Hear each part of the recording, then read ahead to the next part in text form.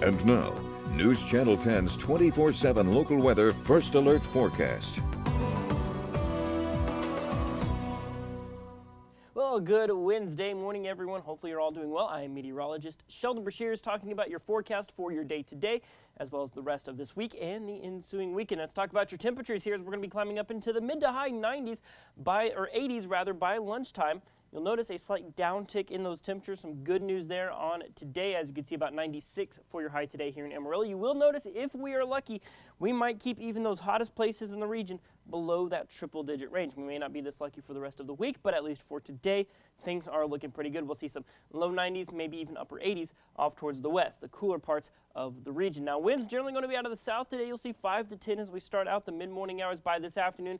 Not quite as breezy as the past couple of days, but you'll see generally south-southeasterly winds at about 5 to 15 miles an hour. So overall, no major changes expected in the forecast. Winds settling down as we go into the overnight period. But one thing you're going to notice today is more mid to high level clouds. That's actually remnants of Tropical Storm Harold. Now, unfortunately, that's all the benefit we're going to see from Tropical Storm Harold. We're not going to see any rain, unfortunately, from that particular tropical system, but you might see some upper level clouds kind of passing over as we go throughout the day with all that rain being off towards our west. So let's take a look at our next weather maker with our big picture of the nation right now as a whole. So here's kind of our upper level setup. As you can see, we've got our high pressure system right here, a low pressure, main jet stream being steered up and around our region. You can follow the circulation of the high pressure.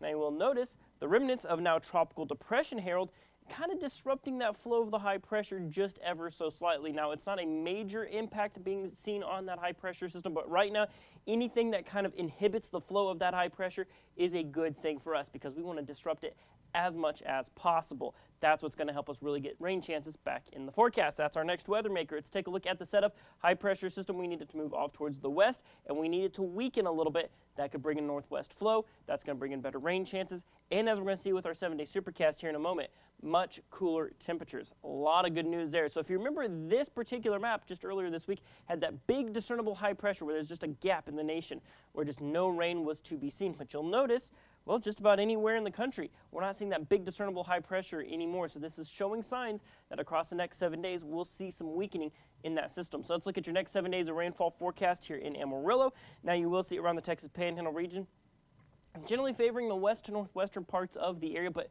generally everyone could be hopefully seeing some rain here in the next 7 days. So let's start to narrow it down. Let's go down to Saturday and Sunday. That could be when things really start to get going. And then Monday and Tuesday, better rain chances for more of the area. Maybe this weekend going into the latter parts of the week. So let's go ahead and jump right in, take a look at your regional high definition model, and there goes that tropical system. As you can see right there, it's going to miss us. It's going to go to the western part of New Mexico. But then you see that rotation starting to shift just ever so slightly, maybe bringing in some activity closer to our area as soon as Saturday morning. So like I said, that's when things start to get kick-started a little bit. Your 7-day supercast, maybe a few passing clouds today.